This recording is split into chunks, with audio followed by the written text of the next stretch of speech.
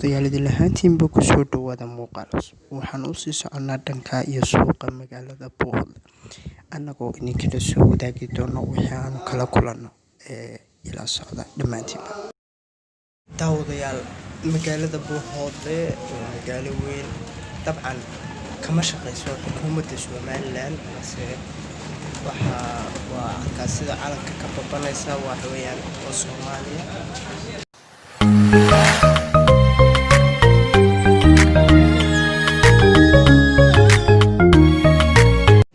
daawadayaal magaaladan caqabada naga haysata ayaa waxay tahay in la ogoleyn haba yaraatee in wax la duubo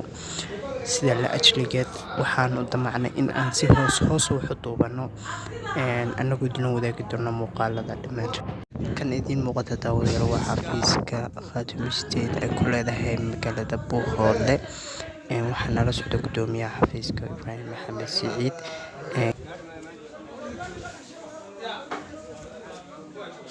waxaan joognaa magaalada Bohol halkan aan joognaa imika waa xafiiska Khaatumo State of Somalia ayaan ku suganahay dabcan magaaladu xukuumadda Soomaaliland ma joogto wax lugana kuma laha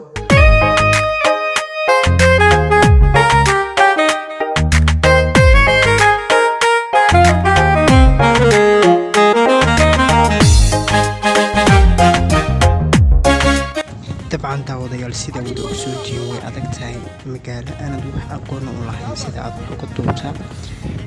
waxaanu isaga soo deganayba gaariga aan wadanay annagoo lacag siinaytay si ay noo kaxayso oo aanu muuqaalada gudaheeda ugu duubano iyadoo sidaan idiin sheegay aan la ogolayn in wax muuqaala laga duubo magaaladan dabcan haddana sidaas waxaan ku tegi doonaa goobo badan oo هلاسيا طبعا وحن لكلنا حالة ذكرى توي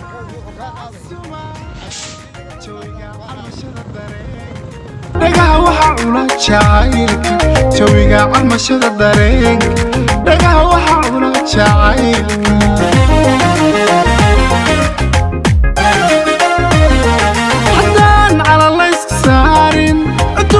fado khuraacshe miyaan cayn karo kaleeto jacaylka cugan lay sideen haddaan calalayska saarin aduu qof fado khuraacshe miyaan cayn karo kaleeto jacaylka cugan lay sideen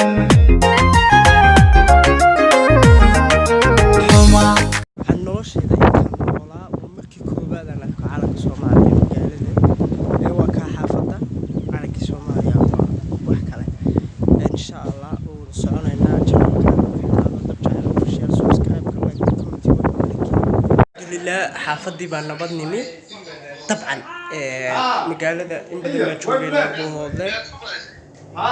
والله وواحد كلام عن الكوري مقالة واحد تقول حفيز يبادر وحكول بلدان حفيز بكل هذا ستيت سوماليا أو خاتمة أبا كيالا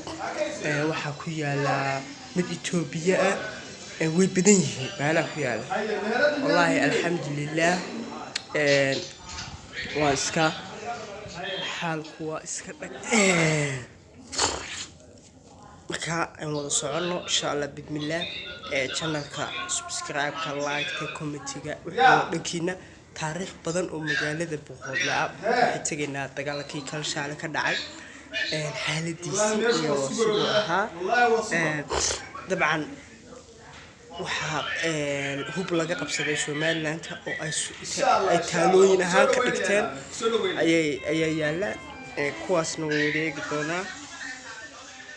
okay